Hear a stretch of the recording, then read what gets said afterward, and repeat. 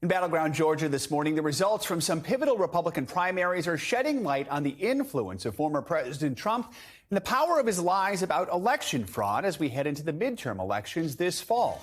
In the race for governor, incumbent Brian Kemp easily defeated Trump-backed challenger David Perdue, winning by a margin of more than 50%. Kemp was frequently targeted by Trump for refusing to support election fraud claims in the 2020 election. Kemp will now face Democratic nominee Stacey Abrams, who ran unopposed. It'll be a rematch of their close 2018 race for governor. Joining us now is NBC News senior political editor Mark Murray. Mark, good morning to you. So that high-profile Republican primary for governor really ended in a rout, as some polls predicted. First, what are your takeaways from Kemp's victory? And then also, what should we know going into that general election rematch against Stacey Abrams? Will it likely be as close as it was 4 years ago? Yeah, Joe, this was the most lopsided primary defeat for a either sitting or former U.S. senator like David Perdue was since 2010, when Rick Perry ended up defeating Kay Bailey Hutchinson in Texas. And that was just by a 20-point margin. What we saw last night was a 50-point victory by Brian Kemp over David Perdue. And as far as when it comes to a general election matchup, this is going to be a rematch, Kemp versus Stacey Abrams. We saw Kemp end up defeating Stacey Abrams in 2018 by just a little bit more than a percentage point. This is a tougher political environment for Democrats right now than 2018 was. But we have to actually see how the former president Donald Trump ends up reacting to this. Back in September, he ended up suggesting that he would be okay if Stacey Abrams ended up defeating Kemp. He was so angry at Brian Kemp. So I'm looking forward to seeing how Donald Trump ends up reacting and whether he decides to endorse Kemp.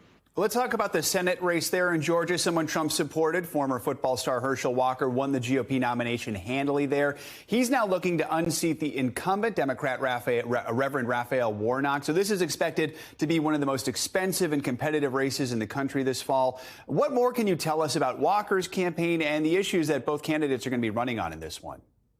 Yeah, it's going to be interesting on how Walker ends up withering any kind of attacks that come his way. He is a brand new political candidate. Obviously, he's a sports celebrity and ended up doing some work for Donald Trump in 2020.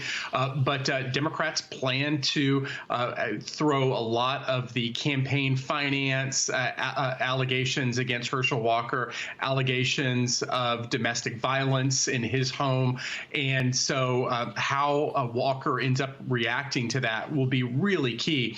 Raphael Warnock, the Democratic incumbent who ended up winning the runoff in early 2021, has already been running millions of dollars in TV ads, with a new one about how he's trying to help constituents such as those who had been impacted by tornadoes in the state of Georgia. And so he's trying to really run on how he has delivered for Georgia so far. And Democrats are preparing for TV ads coming and hitting Herschel Walker. It was a busy night in Georgia. Two other incumbent Republicans were able to fend off Trump-backed challengers in Georgia, most notably Secretary of State Brad Raffensperger and also Attorney General Chris Carr. They both won their races in what some saw as a referendum on Trump's election fraud claim. So what does this now mean for Trump and really for the Republican Party heading into these midterms?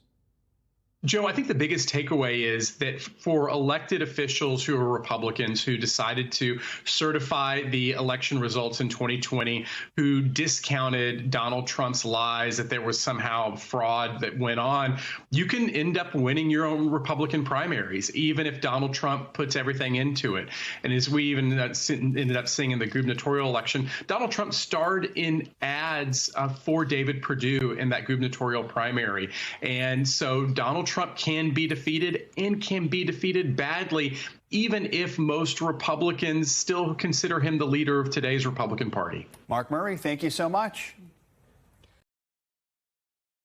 Thanks for watching our YouTube channel. Follow today's top stories and breaking news by downloading the NBC News app.